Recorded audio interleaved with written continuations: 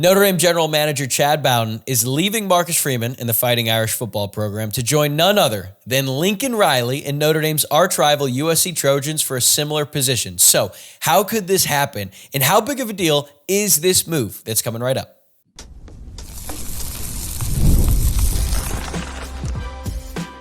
You are Locked On Irish, your daily podcast on the Notre Dame Fighting Irish.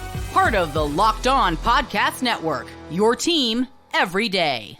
What's up and welcome in. This is Locked On Irish, your daily Notre Dame podcast. I'm your host, Tyler Wojciak. I'm a Notre Dame alum and producer at Fox Sports. And thanks for joining me here on a special emergency edition of the show on Friday night, January 24th. And while you're here, remember to subscribe on YouTube or wherever you listen to podcasts, so that way you never miss an episode, including the emergency shows like we're doing right now. I'm sure I'm going to have to do more of these as the offseason rolls on, but this episode is brought to you by Gametime. Download the Gametime app, create an account, and use code LOCKEDONCollege for $20 off your first purchase. All right, let's get into it. So, report came out on Friday afternoon that Notre Dame general manager Chad Bowden was a target for a similar position on the USC staff, and no more than 30 minutes later, that became official. Chad Bowden is leaving Notre Dame. He is heading to Los Angeles to join Lincoln Riley and his staff. And I actually just did a show with Greg Flamong, great friend of the program. He works for Irish Sports Daily. We went on for like an hour. We had already planned on doing an episode, and then this news dropped right before we did it. So we talked about it for a really long time. If you haven't listened to that, I would encourage you to go check it out once you're done with this one. I'm probably only going to spend like 10 to 15 minutes on this. We spent a ton of time talking about it and answering some questions on his channel. So you can check out the Irish Sports Daily YouTube channel once you're done here. But I wanted to put something up on the feed because I'm seeing all kinds of different reactions to this move. And I want to get my thoughts out there to the subscribers of this show. And first off, look, this is a loss for Notre Dame, right? It's disappointing. When you lose a member of the staff, one as beloved as Chad Bowden, to your arch rival, it's not great. And it comes on the heels of some disappointing news for Notre Dame in the transfer portal, right? They lost a couple guys that they didn't necessarily want to leave, like Pat Coogan and Rocco Spindler. I would even throw Jane Thomas in the mix. Al Golden is off to Cincinnati. So it's been kind of a flurry of bad news ever since Notre Dame lost to Ohio State in the national championship game on Monday. And I'm starting to see a lot of people panicking. And frankly, I don't know why. Well, I know why. I know why it's happening, but I would encourage people to just take a second and relax, okay? Because there's a lot of different things being said out there, and I want to just set some things straight. Even though this is disappointing that Notre Dame is losing Chad Bowden, and Bowden did a lot of really good things for Notre Dame, I understand why he made this move.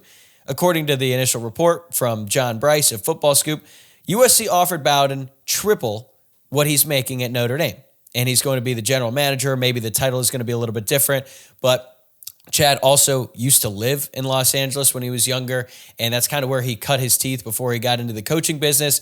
And it's not a shock when you think about it, right? Triple the money, really good job, big-time promotion. You move from South Bend to LA, and I understand that some people have their thoughts about Los Angeles, and hasn't really been a great couple weeks in the news for us people out here in Southern California, but hey, I live out here. I enjoy it. So from that standpoint, from Chad's standpoint, I get it. That's a lot of money.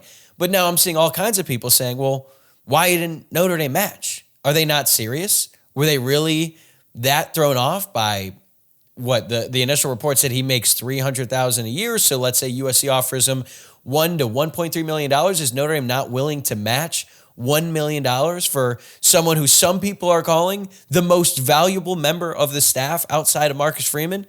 They're questioning, is Notre Dame a serious program? I would tell all of those people to take a step back here for a second and look at the situation a little bit more closely. Last night, Thursday, Notre Dame was mentioned as a potential destination for Jim Knowles, who is the defensive coordinator at Ohio State. Notre Dame is obviously in the market for a DC, so it's not totally shocking that Notre Dame is in the mix there. Jim Knowles is demanding $3 million in the open market right now if he were to leave Ohio State. That's a ton of money.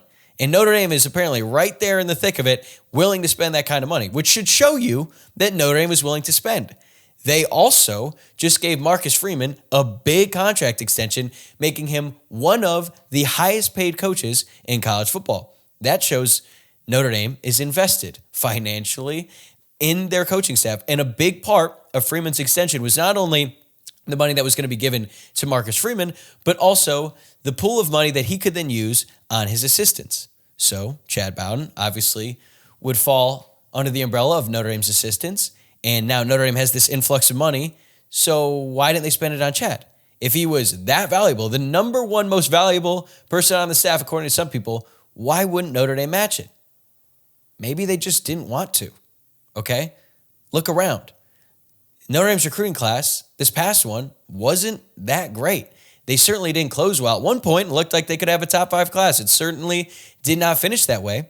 And I'm not saying that because one recruiting class didn't really work out that all of a sudden Chad Bowden is not a good GM. That's not what I'm saying at all. He is a very good executive. He won like the Football Scoop Personnel Executive of the Year. I have a ton of respect for him. He did a lot of really great things for Notre Dame. Absolutely. He is a big reason why Notre Dame assembled a roster that was good enough to get to the national championship. Chad Bowden deserves a ton of credit for doing that, and that's a big reason why he is now getting paid all this money to join the staff at USC.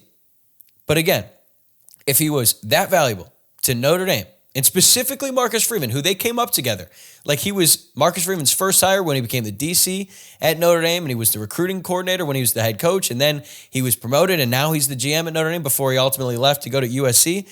But that's, you work with someone for a long time, like eventually things kind of just run its course. And maybe it was time for Chad Bowden to go in a different direction. Last year, Michigan pursued him heavily, and Notre Dame did everything they could to keep him. So why is it that 1 year later, Bowden is in a similar position? He's being heavily pursued by another top program, another Notre Dame rival, and this time it didn't seem like Notre Dame put up that much of an effort to keep him. I don't know all the reasons why. I'm just looking at the facts that are available to us. And I think if Notre Dame really, really wanted to keep him on the staff, they would have paid that $750,000 or $1 million because they absolutely can. They have the money. We know that because they invested a ton of money into Marcus Freeman, and they gave him more money to use on his assistants. And we also know from the report last night on the same website that broke the news about Chad Bowden that Notre Dame is in the market for a defensive coordinator, and they might be willing to pay $3 million for one position. Not to mention the fact that the offensive coordinator, Mike Denbrock, is one of the highest paid assistants in all of college football, makes over $2 million a year, and it has a 4-year deal. So Notre Dame has shown a willingness to spend money on their assistants if it makes sense for them. And when I look at the situation, I think Notre Dame was like, not worth it. Maybe I'm wrong, we're all dealing with the information that's available to us, and maybe there's a world where Notre Dame really tried, but I don't think that happened because the report about USC targeting him and him taking the job all happened within like 45 minutes. And if Notre Dame really wanted to, they would have tried to at least match like they did last year with Michigan, and they were able to keep him. This time it didn't happen. So I think you got to consider that. I don't think that this is an indictment on the football program or that they're no longer serious, and there will be repercussions from this move. The timing is unfortunate because Notre Dame has Junior Day this weekend, so a lot of recruiting targets are going to be on campus, and that certainly makes things a little bit complicated when you consider how involved Chad Bowden is on these kinds of weekends and getting guys on campus and all the different things that they do. And I'm sure that Chad Bowden is going to take a couple members on the recruiting staff and bring them with him to USC. So yeah, it's disappointing for Notre Dame, and it stings especially more because he's going to a rival, but it's a risk for Chad Bowden as well because he's going to USC, a program who has had 2 back-to-back horrible seasons, far well below their expectations, and the seat is a little hot for Lincoln Riley. I don't think they're going to fire him now because they owe him so much money on his contract that his buyout is probably insane, but I think that they were like, hey man, they need to fix this immediately, and they're desperate, so they're willing to overpay for a GM from a rival who just did a really good job at that school. So I get it from that standpoint. I think Notre Dame is not in a desperate position. They just made it to the national championship. They have resources. They have a ton of momentum right now, despite the fact that some guys are entering the transfer portal and they've got to replace some guys on the staff. Like, things are still good for Notre Dame. And I would encourage everyone, as all this stuff happens, remember, the door is only open one way right now for Notre Dame. Guys can only leave because they already added all the guys in the transfer portal. And retaining coaches isn't like big news. So coaches are going to leave. That happens for all the best programs in college football. And if you look around at all the other top programs, they're dealing with very similar stuff. They're dealing with coaches leaving. They're dealing with players on their team entering the transfer portal to go elsewhere. These are not problems exclusive to Notre Dame. They're happening all around college football.